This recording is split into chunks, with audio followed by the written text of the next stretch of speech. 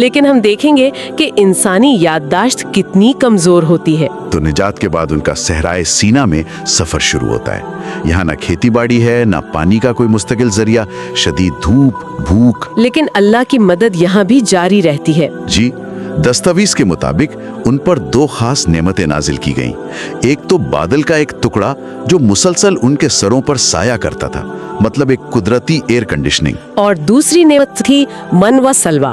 मन व सलवा। मन्ना एक मीठे शहद जैसी चीज थी जो शबनम की तरह झाड़ियों पर जम जाती थी, और सलवा भुने हुए बटेर थे जो झंड के झंड खुद ब खुद उनके पास आ जाते थे। यानी बगैर किसी मेहनत के खालिस ऑर्गेनिक खाना उन्हें रोजाना मिल रहा था।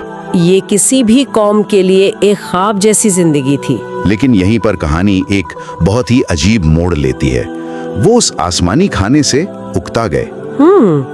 उन्होंने हजरत मूसा से शिकायत की कि हम रोज रोज एक ही खाना खाकर तंग आ गए हैं, हमें तो वही जमीन की चीजें चाहिए, प्याज, लहसुन, दालें, सब्जियां जो हम मिस्र में खाते थे। ये बात हजम करना थोड़ा मुश्किल है। ये एक गहरा नफ्सियाती नुक्ता है।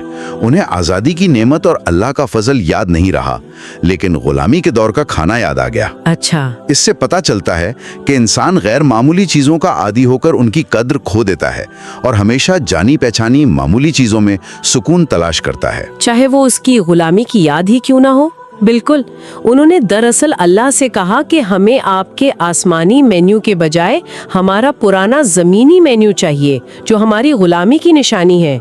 ये सिर्फ खाने की नाशुक्री नहीं थी, ये आज़ादी की नेमत की नाशुक्री थी। तो यहाँ हम एक पैटर्न देख रहे हैं, नेमतों की नाकदरी। लेकिन ये सिर्फ खाने पीने तक महदूद नहीं रही। नहीं, बिल्कुल नहीं। अगला वाकया तो इससे भी आगे का है।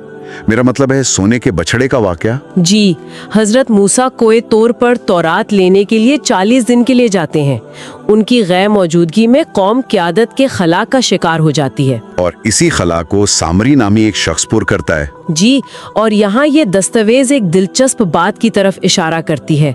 इसके मुताबिक सामरी ने सिर्फ बछड़ा नहीं बनाया, बल्कि उसने उनकी मिस्र की यादों को इस्तेमाल किया जहाँ बैल यानी एपिस बुल की पूजा आम थी। यानी उसने एक पुरानी गुलामी की जहनियत को जगाकर उन्हें गुमराह किया। बिल्कुल। एक मिनट, ये बात हजम करना वाकई मुश्किल है। वो लोग जिन्होंने 40 दिन पहले समंदर को फटते देखा, वो एक बेजान सोने के बछड़े के सामने झुक गए। ये कैसे मुमकिन है? आपका सवाल बिल्कुल